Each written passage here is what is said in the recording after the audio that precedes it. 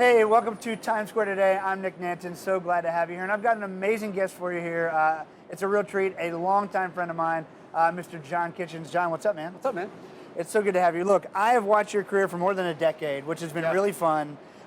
You have been a team member of some of the biggest players in the real estate industry, and I've seen your career grow as well. And now you've gotten into creating systems for real estate agents to help them break down their biggest goals into achievable goals.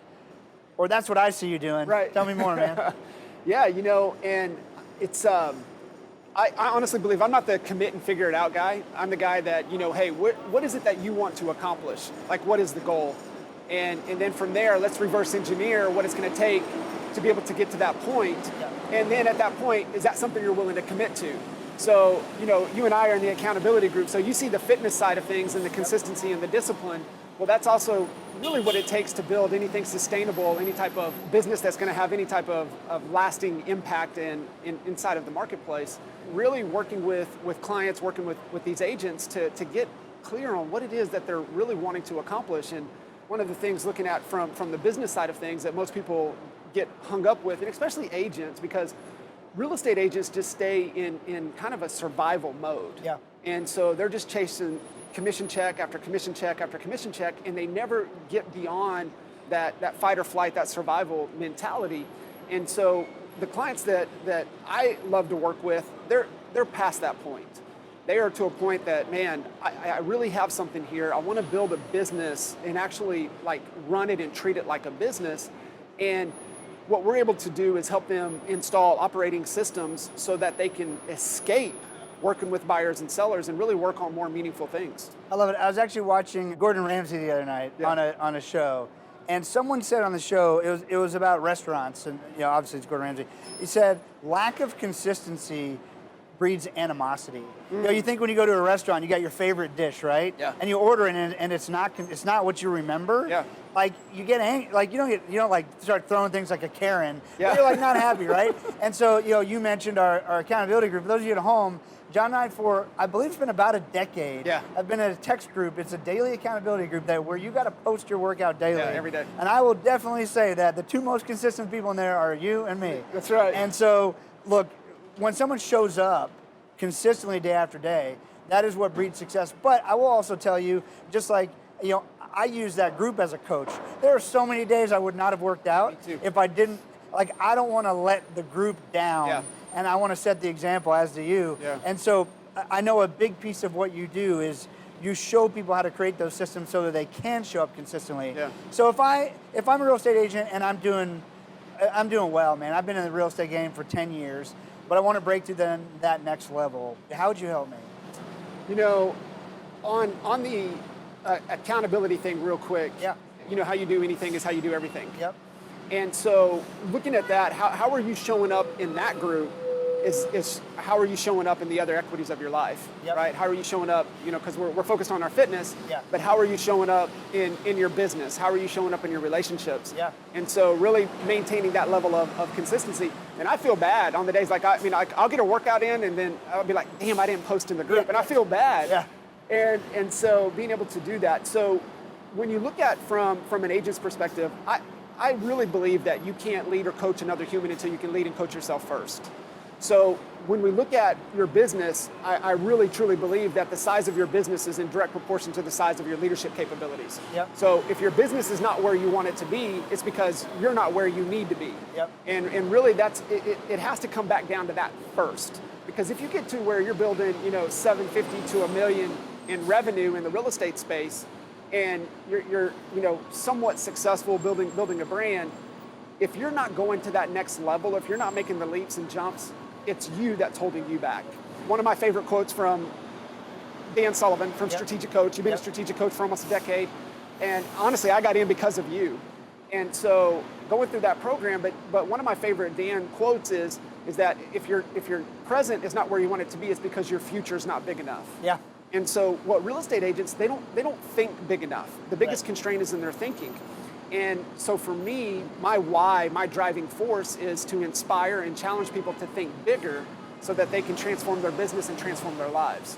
And it's really about the whole person. Yeah. So, going back to the accountability, but really unpacking the business, but really more so unpacking the human first. Yeah. Because that's where it has to start.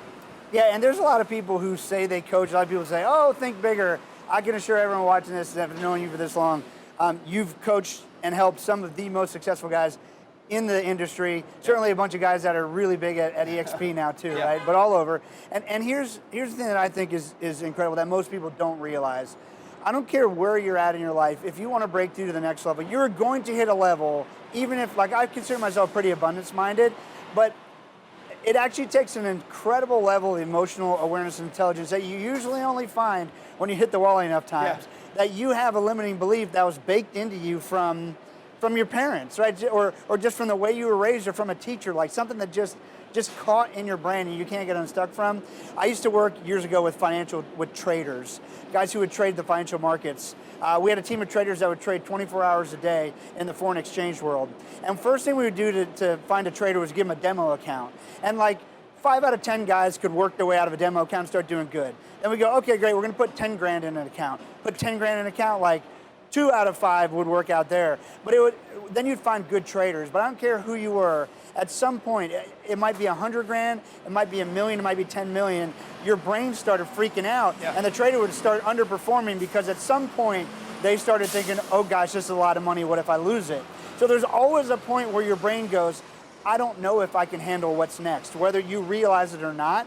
And there's a reason, people watching this have heard it, but there's a reason why the best of the best in the world have coaches. There's a reason why, Tom Brady called Tony Robbins to coach Antonio Brown. Do you know that story? No, I don't. He goes, you can be on my team, but if you will let me get Tony Robbins to coach you.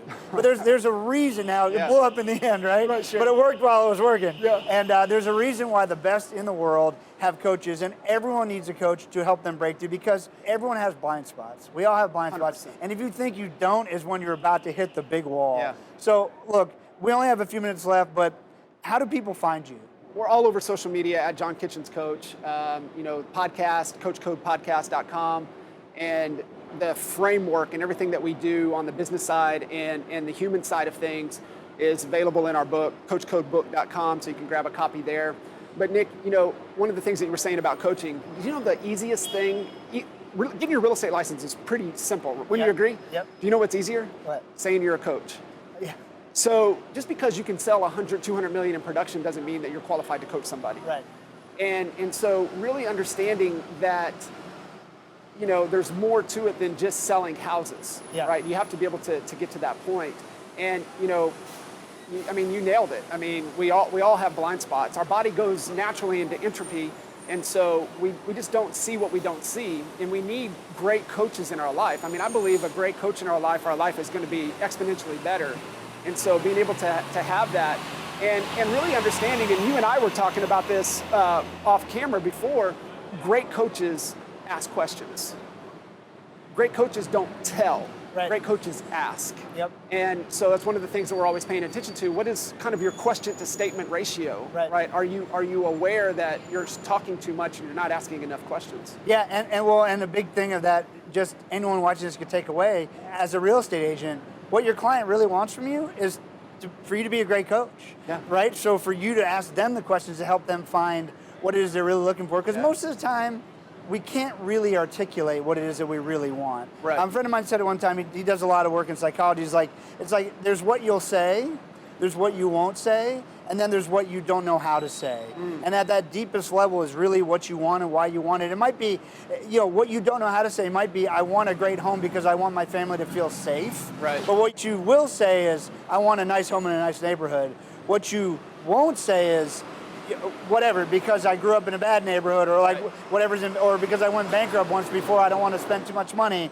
And what you don't know how to say might be, is something from deeper within, right? So, man, there's so we can go on forever. I highly encourage everybody watching to reach out to John. I can absolutely assure you, the real deal. There's not a lot of people I can say that for. I've watched, I've experienced consistency. And if you want someone who's going to ask you great questions and lead you to the next level, John's your guy. John, thanks so much for joining me today. Thank you,